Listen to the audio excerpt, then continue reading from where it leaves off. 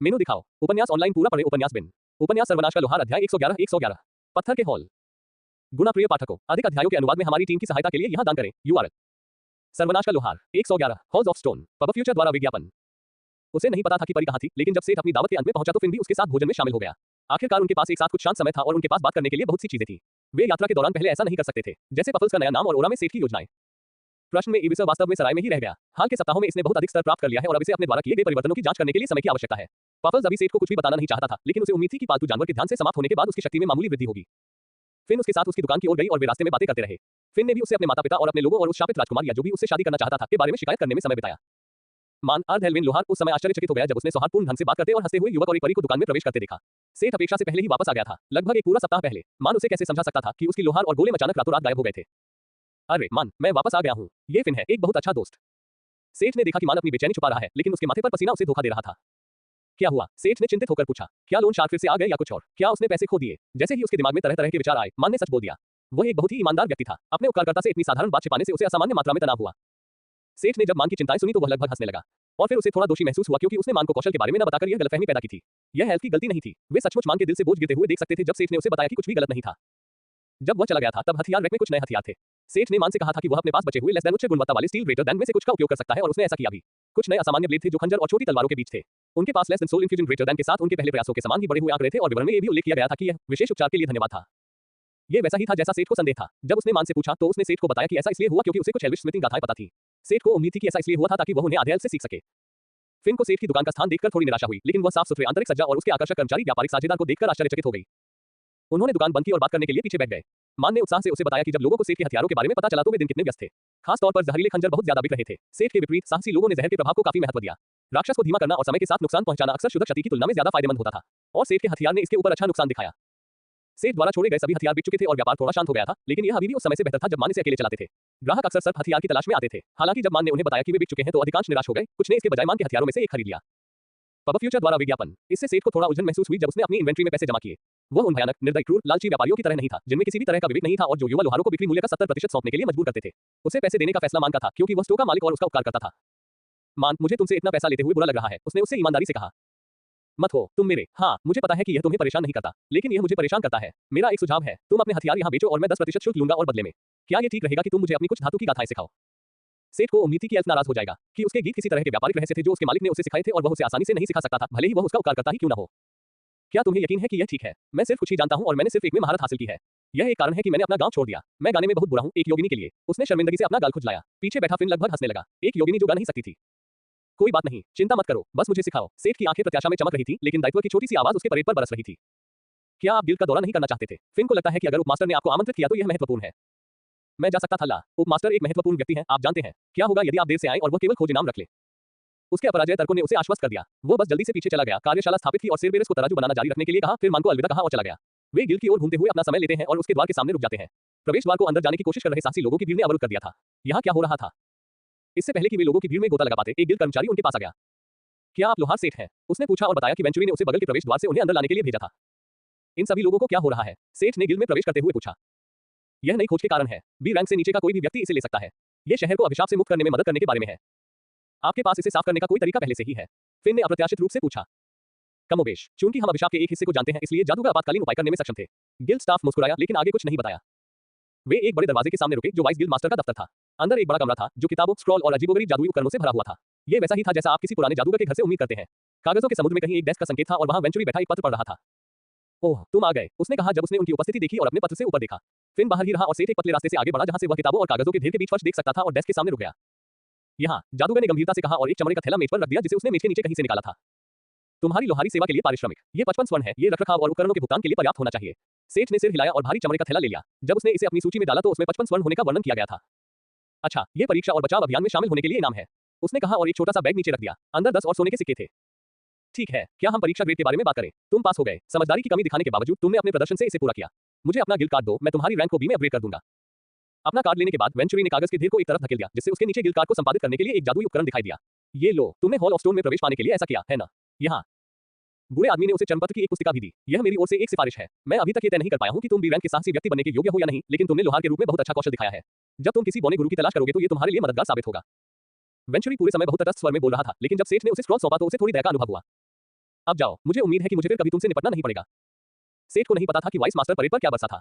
शायद उसे इतना सोना देने के लिए डांटा गया था। कौन जानता था। सेठ खुशी-खुशी ऑफिस से चला गया। वह आखिरकार स्टोन के हॉल में प्रवेश कर सकता था। बौने जिले में व्यापार के लिए खुला था। युवा लोहार ने बस गेट की ओर दौड़कर संभावनाओं के इस नए क्षेत्र में प्रवेश नहीं किया। उसे पहले भी कुछ जरूरी काम करने थे। उनमें से एक था पार्टी से मिलना और वाइवन से प्राप्त सामग्री का वस्तुपरक मूल्यांकन करना। उन्होंने कुछ समय फिन को शहर दिखाने में बिताया, जबकि वे सराय में लौट रहे थे, जहां मैंने माइक और मीना को उनके माता-पिता के साथ पाया। उन्होंने उन्हें नीलामी घर में जाकर सामग्रियों का मूल्यांकन करने के लिए आमंत्रित किया और वे भोजन के बाद खुशी-खुशी उनके साथ जाने के लिए सहमत हो गए। पब फ्यूचर द्वारा विज्ञापन प्रायोजित सामग्री उच्च रक्तचाप का सबसे बड़ा दुश्मन। इससे पहले कि वे इसे दूर ले जाएं, पढ़ लें।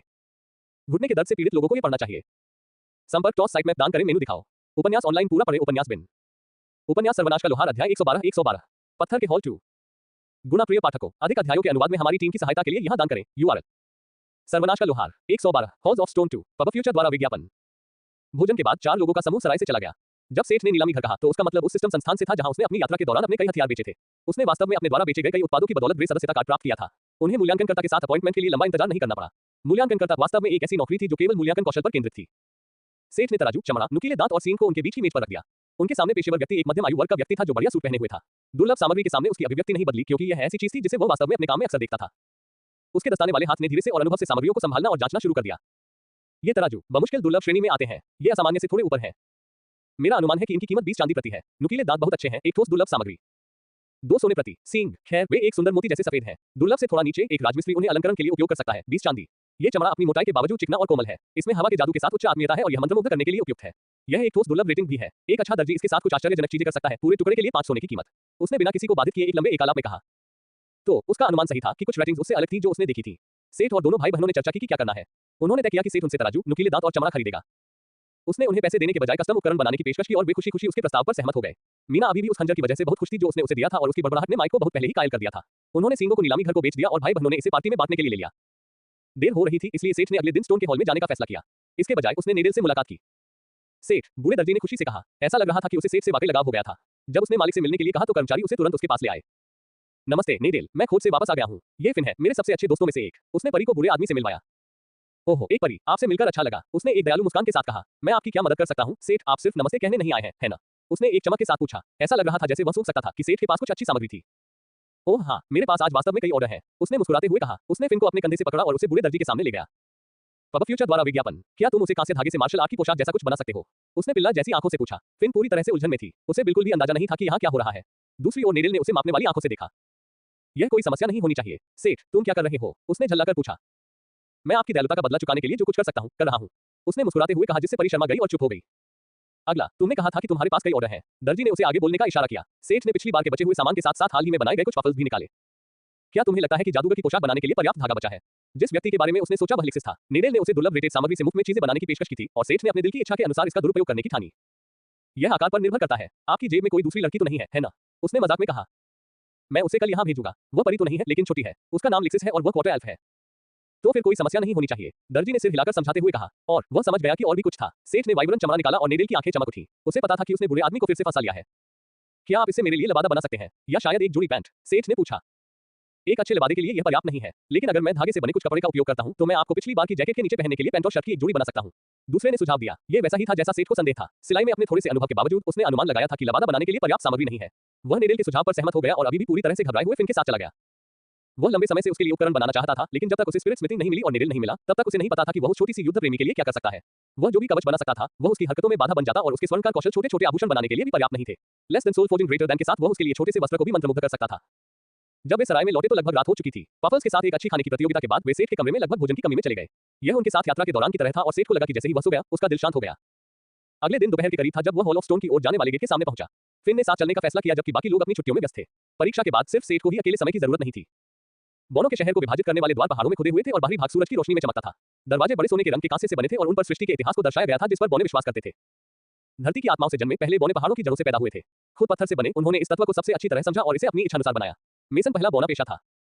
बाद की पीढ़ियों को उनकी निपुणता और तत्वों के साथ संबंध विरासत में मिले और वे खनिक और लोहार बन गए। उन्होंने सबसे जटिल आभूषण और हथियार बनाए, यहाँ तक कि अभिमानी कल्पित बोने भी उनके उत्पादों के लिए आश्चर्यचकित होकर व्यापार करने लगे। संक्षेप में कहें तो वे वास्तव में शिल्पकला में रुचि रखते थे। गेट के सामने के संतरी बोने थे जो पूरी प्लेट के कवच के एक प्रभावशाली सेट में सुसज्जित थे। सतह पर आकर्षक किनारों ने कवच में उकेरे गए जटिल जादुई सर्किट को छिपा दिया। प्रत्येक टुकड़ा 4 या 5 प्रभावों के साथ असामान्य या दुर्लभ था जो विभिन्न विशेषताओं, प्रतिरोधक क्षति और रक्षा को बढ़ाता था। एक कुशल पुजारी के बिना भी वे पूरी तरह से कुशल और संतुलित योद्धा थे। कम से कम जब बात उपकरण और उसके प्रभावों की आती है। सेठ का दिल तेजी से धड़क रहा था। ये वही था जिसकी उसे तलाश थी। बेशक उसकी ख्वाहिशें और भी ऊंची थीं। एक बार जब उसका हुनर उसके सपनों के बराबर हो गया तो वह अमर योद्धा बन जाएगा। फिन ने उसे सिर के पीछे एक थप्पड़ मारा जब उसने देखा कि वह दिवा स्वप्नों में खो गया है। अब उनकी बारी थी और हालांकि वे बॉनी की हेलमेट के नीचे की आंखों को नहीं देख सकते थे, लेकिन जिस तरह से उसकी आंखों की झिल्लियां उन्हें देख रही थी, उससे ऐसा लग रहा था कि वो उनसे थोड़ा परेशान है। उनके कागजात सौंपने के लिए उनके हाथ के इशारे ने इस छवि को मजबूत किया। उनके एडवेंचर कार्ड चेक करने के बाद उसने उन्हें अंदर आने के लिए हाथ हिलाया। उसने पूरे समय एक शब्द भी नहीं कहा था। जब सेठ कांसे द्वारों से होते हुए हॉल्स ऑफ स्टोन में दाखिल हुआ तो उसे तुरंत नाम समझ में आ गया। वे एक बहुत बड़े हॉल में दाखिल हुए। ऐसा लग रहा था जैसे बोनो ने पूरे पहाड़ को हैलोवीन कद्दू की तरह खोखला करने की कोशिश की हो और फिर चोटी को वापस टोपी की तरह लगा दिया हो। फर्श चिकना और पॉलिश किया हुआ था जिस पर पहाड़ की सभी प्राकृतिक नसें और समावेशन दिख रहे थे। छत जो ऊपर अंधेरे में कहीं गायब हो गई थी, अनगिनत खंभों पर टिकी हुई थी जो एक विशाल जंगल में पेड़ों के तने की तरह भर गए थे। खंभों पर सजीव चेहरों की नक्काशी थी। उनमें से अधिकांश में अच्छी तरह से रखी हुई घनी दाढ़ी और एक गरिमा में गंभीर भाव था। सेठ को लोगों के डरावने और मूर्तियों के रूप में प्रदर्शित होने की कहानियां याद आ गई। यह इन नक्काशी का विस्तृत स्तर था। अगर चारों ओर जादुई लालटेन की गर्म और आकर्षक रोशनी न होती तो सेठ को अंदाजा हो जाता कि वह सबसे अशांत बॉस रूम में से एक में प्रवेश कर गया है और एक गेम डेवलपर ऐसा कर सकता है। हर चेहरे पर एक प्लेट थी जिसके नीचे उसका नाम और क्लास लिखा था। क्या ये किसी तरह का हॉल ऑफ फेम था? सेठ को होश तब आया जब उसने देखा कि नन्ही परी इस जगह के अपने अजूबे में फंसी हुई उसके चेहरे के सामने तैर रही थी। फिन को इतना अवाक देखना दुर्लभ था। वे अकेले नहीं थे। उनके आसपास के कुछ लोग भी इस हॉल को देखकर स्तब्ध रह गए थे, जबकि अन्य वास्तव में उन्हें एक जानकार मुस्कान के साथ देख रहे थे। हर कोई जो पहली बार यहाँ आया था एक समय पर उनकी स्थिति में था। पब फ्यूचर द्वारा विज्ञापन प्रायोजित सामग्री। अगर आपके शरीर पर है सफेद दाग तो आपको पता होना चाहिए ये उपाय। अगर तेजी से वजन घटाना है तो आपको ये तरीका देखना चाहिए। संपर्क टॉस साइट मैप दान करें मेनू दिखाओ। उपन्यास ऑनलाइन पूरा पढ़ें। उपन्यास बिन। उपन्यास सर्वनाश का लोहार अध्याय 113 अनंत रात का शहर। सर्वनाश का लोहार 113 अनंत रात का शहर। पब फ्यूचर द्वारा विज्ञापन। सेठ को जो भूमिगत शहर कल्पना से पता थे उनमें से अधिकांश का वर्णन किसी विशाल भूमिगत गुफा में, खोखले उर्द जैसी भूमिगत जगह, किसी निष्क्रिय ज्वालामुखी के शंकु के अंदर या शायद किसी गहरी दरार के नीचे और किनारों पर बने होने के रूप में किया गया था। ये सभी ऐसी चीजें थी जिनकी सेठ को कुछ हद तक उम्मीद थी, लेकिन उनका पूर्ण अभाव नहीं था। पत्थरों के हॉल का असली अर्थ उसे तब समझ में आया जब दूर के खंभे खंभे नहीं बल्कि गगनचुंबी इमारतें थी। सेठ ने जो देखा उसमें कुछ भी शानदार नहीं था, लेकिन वह उसके लिए लगभग अकल्पनीय था। एक आधुनिक योजनाबद्ध शहर की तरह पूरी तरह से विशाल गगनचुंबी इमारतों से बना ये शहर अंधेरे में पहाड़ों के भार को झेल रहा था।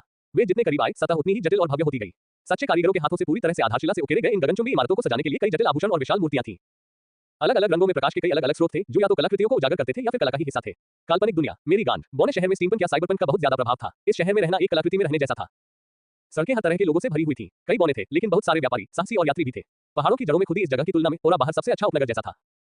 क्या आप पहली बार यहाँ आए हैं? एक दोस्ताना आवाज ने उनसे पूछा। ये रंगीन कपड़ों में एक युवा व्यक्ति था। जब वह आगे बोल रहा था तो दोनों ने बिना सोचे समझे सिर हिला दिया था।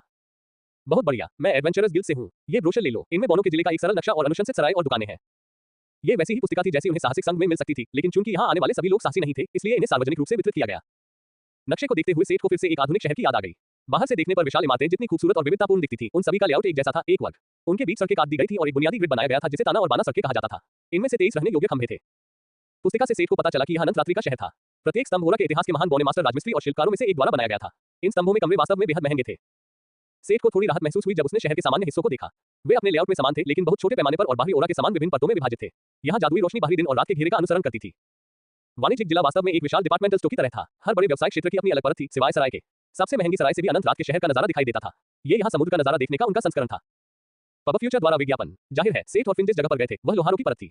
यहाँ इमारतें कई मंजिलों वाली थी और आमतौर पर एक ही कारीगर की होती थी, जिसकी कार्यशाला एक ही जगह पर होती थी, जिसे अक्सर वह अपने परिवार की कई पीढ़ियों के साथ साझा करता था। सेठ के लिए यह एक सच्चा वंडरलैंड था। बस विंडो शॉपिंग ने उसकी सामग्री सूची को सभी प्रकार की नई और विदेशी सामग्रियों से भर दिया, अक्सर ऐसे राक्षसों से जिनके बारे में उसने कभी सुना भी नहीं था। उसे संदेह था कि वह कभी भी उन सभी से परिचित हो पाएगा। वह इस नई जगह को देखने में इतना व्यस्त था कि उसने फिन के चेहरे पर आए बदलाव को लगभग अनदेखा कर दिया था। शुरुआती आश्चर्य के शांत होने के बाद उसके चेहरे पर बेचैनी का भाव उभर आया।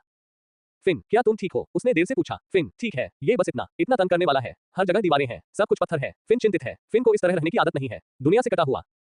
ये फिन जैसी परी के लिए बिल्कुल भी सही माहौल नहीं था, जो हवा और हवा की आत्माओं से उतरी थी। वह नीले आसमान के नीचे स्वतंत्र रूप से उड़ने की आदी थी। इस जगह ने उस पर वैसा ही प्रभाव डाला जैसा कि क्लॉस्ट्रोफोबिया से पीड़ित किसी व्यक्ति के लिए एक तंग जगह का होता है। ये देखकर कि फिन की हालत ठीक नहीं है, सेठ ने उसकी आपत्तियों के बावजूद अभी के लिए जाने का दृढ़ निश्चय किया। सेठ परी को कष्ट में देखना नहीं चाहता था, बस उसके साथ सैर सपाटे पर जाना चाहता था। फिन सचमुच बहुत दुखी है। चुप रहो। सेठ ने माफी मांगने की उसकी कोशिश को बीच में ही रोक दिया। ये तुम्हारी गलती नहीं है, इसे भूल जाओ। चलो खाना खाने चलते हैं, मैं एक बढ़िया रेस्तरां जानता हूँ। सेठ और फिन ने सराय से पफल्स को लिया और उस रेस्तरां में गए जहां उन्होंने मीना और पार्टी से मुलाकात की थी। रिसेप्शनिस्ट ने सेठ को टेबल पर बिठाते समय शेफ को पहले ही चेतावनी दे दी थी। जिसने एक बार पूरा मेन्यू ऑर्डर किया था, उसने रेस्तरां के कर्मचारियों पर एक स्थायी छाप छोड़ी थी। अब वह अपनी किंवदंती को जारी रखने के लिए वापस आ गया था। पब फ्यूचर द्वारा विज्ञापन। लालची परी और अतृप्त त्रिवेसर के साथ मिलकर उन्होंने रसोई कर्मचारियों पर अपना सर्वश्रेष्ठ प्रदर्शन करने का दबाव बनाया। जैसे जैसे हेड शेफ की थकी हुई आंखों में उम्मीद की रोशनी धीरे धीरे मंद होती गई, मैनेजर की आंखों में लालच की चमक बढ़ती गई। फिन का मूड थोड़ा बेहतर हो गया था। पेट भरकर समूह सराय में वापस आ गया। पीछे एक निराश रसोई कर्मचारी और एक खुश रेस्तरां प्रबंधक छोड़ गया। वे मीना से सराय की लॉबी में मिले। फिन और पफल्स अपने कमरे में चले गए। सेठ को बिल्ली जानवर से बात करने के लिए पीछे छोड़ दिया। उन्होंने पार्टी और सेठ की भविष्य की योजनाओं के बारे में बात की। आखिरकार सेठ ने अपना तत्काल लक्ष्य हासिल कर लिया, बौने शहर तक पहुंचना। मीना और माइक की पार्टी बीरेटेड क्वेस्ट में भाग लेने के लिए भी रंग बन गई थी। इन क्वेस्ट के लिए उन्हें अक्सर ओरा को लंबे समय तक छोड़ना पड़ता था। अब से उन्हें कम बार मिलना तय था। ये कहना झूठ होगा कि सेठ को अपनी पार्टी छोड़ने के बारे में थोड़ा भी उलझन महसूस नहीं हुई। उसे ये नए दोस्त पसंद आ गए थे और मीना सिर्फ एक दोस्त से थोड़ी ज्यादा थी। ऐसा मत सोचो कि मैं तुम्हें जाने दूंगी, मीना ने अचानक शरारती मुस्कान के साथ कहा। मुझे तुम्हारे जैसा कोई व्यक्ति ढूंढने में बहुत मुश्किल हुई। जब भी हम वापस आएंगे मैं तुम्हें ढूंढने आऊंगी। ये लगभग धमकी जैसा लग रहा था, वादा नहीं। कमोबेश गंभीर बातचीत खत्म होने के बाद उन्होंने अपने दिन के बारे में बातचीत की। मीना और माइक अपने दत्तक माता पिता के साथ समय बिताते हैं। बातचीत करने और एक दूसरे से जुड़ने के लिए बहुत कुछ था। सेठ को शर्म आ गई जब उसने उसे बताया कि उसकी मां को लगता है कि वह एक अच्छा साथी है और उसने उस पर अपने रिश्ते को और अधिक गंभीर बनाने के लिए दबाव डाला। सेठ खुश था कि उसे इस मामले में कोई निर्णय नहीं लेना पड़ा, क्योंकि मीना ने खुद ही यह स्पष्ट कर दिया था कि वह इस समय कुछ गंभीर नहीं चाहती थी। दूसरी ओर सेठ ने उसे अनंत रात्रि के शहर के बारे में बताया, जहां वे गए थे, और एक गुरु को खोजने की अपनी योजना के बारे में बताया। हालांकि उसे अभी तक ये नहीं पता था कि उसे कैसे खोजना है।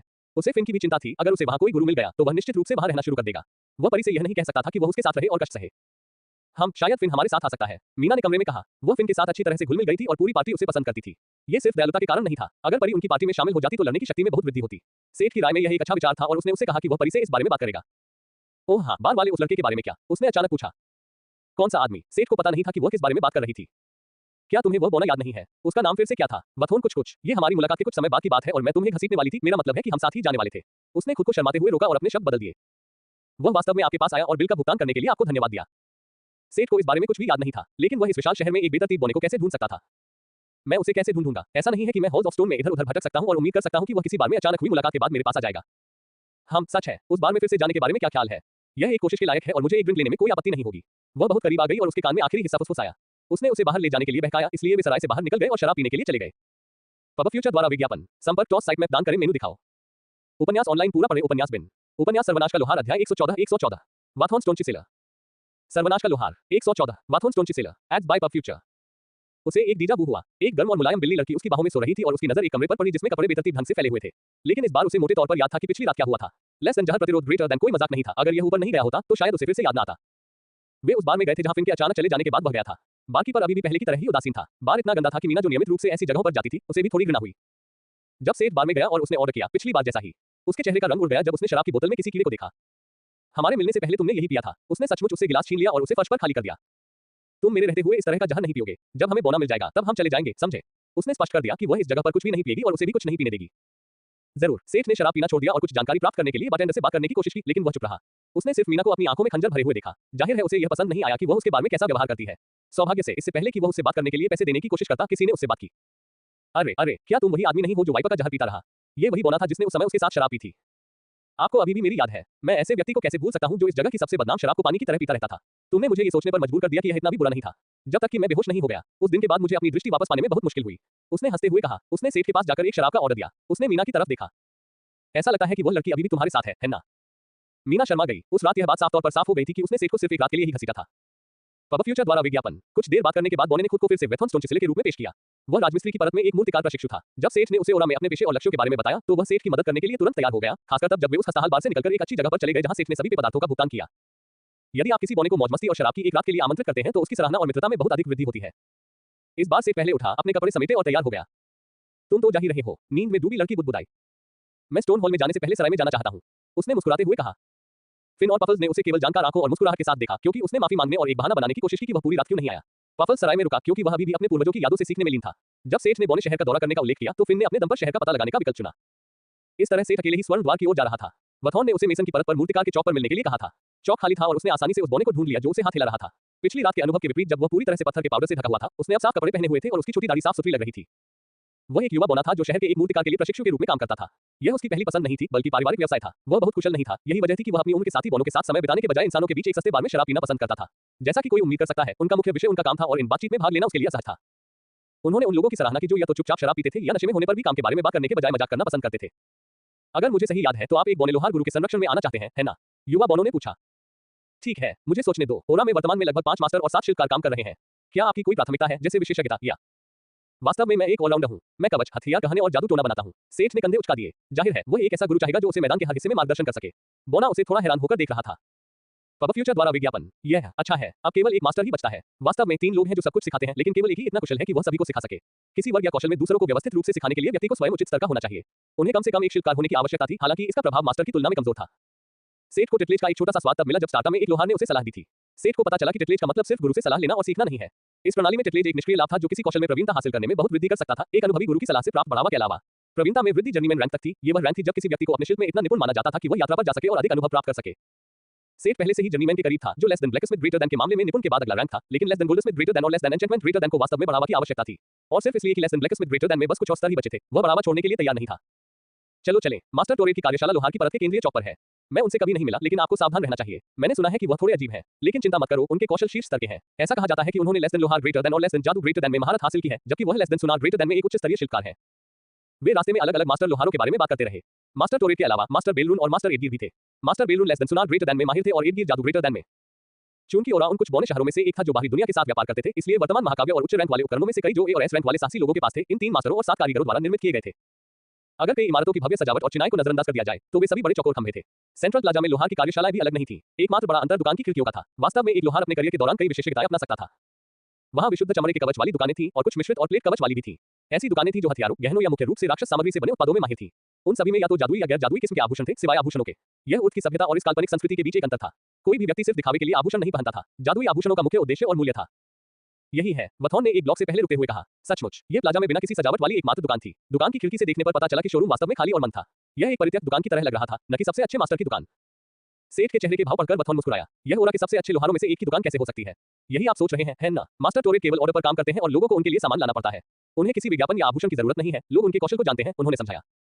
वे दुकान में घुसे और वहां धुंधली खामोशी में खड़े रहे। वहां कोई क्लर्क या आवाज नहीं थी जो इमारत में किसी के जीवन का संकेत दे। हथौड़े की खनक नहीं, कोई दबी हुई बातचीत नहीं, बस बासी हवा और सन्नाटा। वेथॉन थोड़ा विलंबित लग रहा था। वो खुद कभी यहां नहीं आया था। अरे मास्टर टोरेट, युवा बोने ने चिल्लाने की कोशिश की, क्या आप यहाँ हैं? उन्होंने अचानक चौंककर खर्राटे लेने, खांसने और बड़बड़ाने की आवाज सुनी जब बोना काउंटर के पीछे के दरवाजे से बाहर आया। उसका सिर गंजा था और उसके सिर पर सफेद बालों का एक घेरा था, लेकिन उसकी दाढ़ी लंबी और सफेद थी। कोयले के चूर्ण से सजी उसकी थोड़ी सी उलझी हुई चोटियां उसके चमड़े के एप्रन के नीचे बंधी हुई थी। उसके मुंह के कोने पर लाल की हल्की सी झलक देखी जा सकती थी, जो धीरे-धीरे दाढ़ी में समा रही थी। जाहिर है, बोना अपनी लोहार की कोठरी में सो रहा था जब तक कि वथॉन की अचानक नींद नहीं खुल गई। ये देखते हुए कि उसका चिड़चिड़ा मूड समझ में आता है। तुम क्या चाहते हो? उसने गहरी और अप्रिय आवाज में कहा।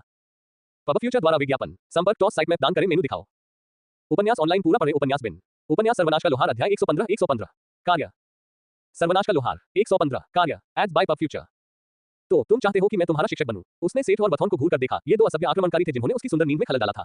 उन्होंने अभी-अभी अपनी यात्रा का कारण बताया था। बूढ़े लोहार ने सेठ को ऊपर से नीचे तक जांचती हुई आंखों से देखा। ओह हाँ, मैं लगभग भूल ही गया था, सेठ ने कहा और एडवेंचर गिल्ड के वाइस मास्टर वेंचुरी से प्राप्त स्क्रॉल को आगे बढ़ाया। बोने सेठ से डरते हुए उसने स्क्रॉल लिया और उसे पढ़ा। इस पर गिल्ड की आधिकारिक मुहर और वेंचुरी के हस्ताक्षर थे। वह आपके कौशल की गारंटी देता है और उसने बताया कि आप क्षेत्र में मरम्मत के मामले में काफी तेज थे। हम ठीक है, मैं आपको एक मौका देता हूँ। मेरे साथ पीछे आओ, तुम बाहर रहो। उसने वथॉन की ओर ऊर्जावान तरीके से इशारा करते हुए कहा। सेठ एक बड़ी कार्यशाला में गया। यह उसके lesson soul smithy greater than के समान था, जिसमें काम के विभिन्न पहलुओं के लिए अलग-अलग टेबल और विभिन्न आकारों के कई फोर्ज थे। मास्टर टोरेट के पास कई जादुई शक्ति वाले हथौड़े भी थे। यह समझ में आता है कि बोने, जिन्हें इंजीनियर के रूप में भी जाना जाता था, इस तरह की कोई चीज बना सकते थे। टोरेट दूसरे मजबूत दरवाजे से होकर एक बड़े स्टोर रूम के बीच में खड़ा हो गया। अलमारियां सभी तरह की सामग्रियों से भरी हुई थी। उसने एक साधारण स्टील की सिल्लियां पकड़ी और सेठ की नाक के सामने दरवाजा बंद कर दिया। लो, इसे लो और मेरे लिए एक साधारण खंजर बनाओ। कुछ खास नहीं, बस सरल और उपयोगी। तुम मेरी लोहारी या पोर्टेबल खंजर का उपयोग कर सकते हो, जिसका तुमने खोज में उपयोग किया था। मैं बस देखूंगा। सेठ ने सिर हिलाया। अगले ही पल टोरेट की आंखें उभर आई जब उसने भूतिया less than spirit smithy greater than को बुलाया। ये वह व्यक्ति था जिसे सेठ ट्यूटर के रूप में जीतना चाहता था, इसलिए वह इसे गुप्त नहीं रखना चाहता था। सेठ ने पिन को स्पिरिट फ्लेम में डाल दिया और काम करना शुरू कर दिया। टोरेट का दृष्टिकोण, वह आमतौर पर किसी को भी अपने यहाँ नहीं रखता था। जब भी वह किसी को अपना प्रशिक्षु बनाता था, तो वे जल्द ही घमंडी और अभिमानी बन जाते थे। उसके संरक्षण में उनके कौशल में तेजी से वृद्धि हुई, लेकिन दुर्भाग्य से वह उन्हें उचित इंसान बनाने के लिए पर्याप्त कुशल नहीं था। यहाँ तक कि जिन लोगों को वह अच्छे दिल का मानता था, वे भी अपने वातावरण के प्रभाव में असहनीय मूर्ख बन जाते थे। इसलिए वह हर बार उन्हें बाहर निकाल देता था। यहाँ तक कि जिन लोगों को वह पढ़ाने के लिए सहमत होता था, वे भी इस बात पर शेखी बघारने लगते थे मानो वे अचानक एक प्रतिभाशाली गुरु बन गए हो। उसने बहुत पहले ही किसी को पढ़ाने की उम्मीद छोड़ दी थी। युवक उसे थोड़ा अलग लगा। वह उसे प्रभावित करने के प्रयास में अपने औसत दर्जे के कौशल और प्रतिभा का प्रदर्शन करने नहीं आया था। भगवान, वो उसे अपने संदर्भ देना लगभग भूल गया था। वेंचुरी उस बूढ़े ने वास्तव में उसकी प्रशंसा की। उसने ये भी शिकायत की कि वह आपातकाल के दौरान पैसे के बारे में बात करता है, लेकिन टोरेट इसे केवल व्यवसाय के लिए एक अच्छी समझ के रूप में आंक सकता था। उसने इस सेठ के कौशल का परीक्षण करने का फैसला किया। कोई भी व्यक्ति जो प्रशिक्षण लेने की हिम्मत करता है, वह एक साधारण स्टील का खंजर बना सकता है और उसे इसे बनाते हुए देखकर उसे उस युवक के कौशल के बारे में सब कुछ पता चल जाएगा। उसने यही सोचा और फिर युवक ने अपना हाथ हिलाया और एक भ्रामक लोहार को बुलाया। हल्के नीले रंग की लगभग सफेद लौ में, जो बिना धुएं या ईंधन के जल रही थी, स्टील जल्दी ही चमकने लगा। युवक ने चिमटे को दरकिनार कर दिया और बस अपने नंगे हाथ से धातु को आग से पकड़ लिया। इससे पहले कि बोने मास्टर को धातु के गर्म होने की गति के बारे में संदेह हो, युवक ने एक बड़ा हथौड़ा निकाला। ये युद्ध के हथौड़े और लोहार के हथौड़े का मिश्रण लग रहा था। क्या ये वाकई ठीक था? पब फ्यूचर द्वारा विज्ञापन। जब सेठ ने धातु को आकार देना शुरू किया तो वह शांत हो गया। कम से कम उसकी मोटर स्किल्स सामान्य थी। वह अनुभवी हरकतों और सटीक प्रहारों को पढ़ सकता था। इतने बड़े हथौड़े के साथ भी वह काफी कुशल दिख रहा था। यह उसके दांव पर फिट बैठता है कि वह निपुण रैंक के अंतिम चरण में है। लेकिन उसकी गति वाकई जबरदस्त थी। ये सिर्फ इतना ही नहीं था कि वह इस अजीब आग में ब्लेड को जल्दी से गर्म कर सकता था, बल्कि उसे सिर्फ एक बार की जरूरत थी, जबकि उसके स्तर के दूसरे लोगों को शायद 3 या 4 बार की जरूरत होती। 15 मिनट के अंदर उसने खंजर के ब्लेड को आकार दे दिया था। उसने अपने द्वारा मंगाए गए पीसने वाले पहिए का उपयोग करके इसे और अधिक परिष्कृत आकार में पीस दिया। अगले 10 मिनट में उसने पहले से ही पिन को अलग किए गए टुकड़ों से एक साधारण गार्ड और पोमेल तैयार कर लिया था। उसने अभी भी लचीले लाल गर्म गार्ड को ब्लेड पर अच्छी तरह से फिट किया ताकि जब वह सब कुछ इकट्ठा करे तो ये खड़खड़ाए नहीं। हैंडल के बारे में कुछ खास नहीं था, सिवाय इसके कि उसने इसके साथ अच्छा काम किया। असेंबली से पहले अंतिम चरण ऊष्मा उपचार था। तेल में ब्लेड को ठंडा करने और इसे सामान्य करने के बजाय युवा लोहार ने ब्लेड को तापमान पर लाया और उसे पानी के बैरल में ठंडा किया जिसे उसने बुलाया था। इसके बाद उसने उसी पीसने वाले चक्के पर ब्लेड को तेज किया और खंजर को इकट्ठा करने के लिए आगे बढ़ा। क्या बस इतना ही था? उसने केवल शमन किया था और उसने इसे उस साधारण पीसने वाले चक्के पर तेज किया। बिना किसी छेनी का उपयोग किए खंजर कैसे तेज हो सकता है? लेकिन जब वह युवक मुस्कुराते हुए उसके सामने आया और उसे अपना बनाया खंजर थमाया, तो टोरेट को अपनी आंखों पर यकीन ही नहीं हुआ। लेस देन तेज खंजर, सामान्य, क्षति 52, स्थायित्व 100, एक महत्वाकांक्षी लोहार द्वारा साधारण सामग्री से बनाया गया एक तेज खंजर, रक्तस्राव होने की जो 10% संभावना ग्रेटर दैन। विवरण उसके चेहरे पर थूक रहा था। हाँ, खंजर तेज था, ईमानदारी से कहूं तो एक उस्त्रा, लेकिन सवाल ये था कि कैसे। और वह स्थायित्व भी अजीब था, उस स्टील के लिए जो पानी में ठंडा किया गया था और सामान्यकरण चक्र से नहीं गुजरा था। उसने सेठ को घूरा और फिर स्पिरिट स्मिथी को। यह इस अजीबोगरीब स्मिथी की वजह से ही हुआ होगा, है ना? है ना? ये लोहार खाना काफी अनोखा लगता है। बूढ़ा बौना गया और एक और स्टील की सिल्लियां ले आया। क्या आप इसके बजाय मेरी सुविधाओं का उपयोग करने का प्रयास कर सकते हैं? पब फ्यूचर द्वारा विज्ञापन। दूसरा राउंड कमोबेश वैसा ही रहा जैसा टोरेड ने उम्मीद की थी। इसमें लगभग दोगुना समय लगा। युवक ने कोई गलती नहीं की, शायद इसलिए क्योंकि वह less than blueprint greater than का इस्तेमाल कर रहा था, लेकिन जाहिर है कि वह ब्लेड को सामान्य होने के लिए समय देने या छेनी से धार लगाने जैसी चीजों का आदी नहीं था। नतीजा उसके पहले प्रयास से थोड़ा खराब रहा। लेस देन खंजर, सामान्य, क्षति 40, स्थायित्व 79, एक महत्वाकांक्षी लोहार द्वारा साधारण सामग्री से बनाया गया खंजर, रक्तस्राव होने की जो 5% संभावना ग्रेटर देन। लेकिन यह अभी भी एक चलने योग्य खंजर था। ठीक है, मैंने बहुत कुछ देख लिया है। टोरेड के शब्दों पर युवा लोहार ने ऊपर देखा। वह थोड़ा घबराया हुआ लग रहा था। मैं तुम्हें एक मौका दूंगा अगर तुम एक काम पूरा कर सको। तुम गिल की सिफारिश पर यहाँ आए हो और तुम भी रैंक के साहसी बनकर इस जगह पर आए हो। तुम्हें अभी भी एक लोहार के रूप में खुद को साबित करना है। 2 सप्ताह।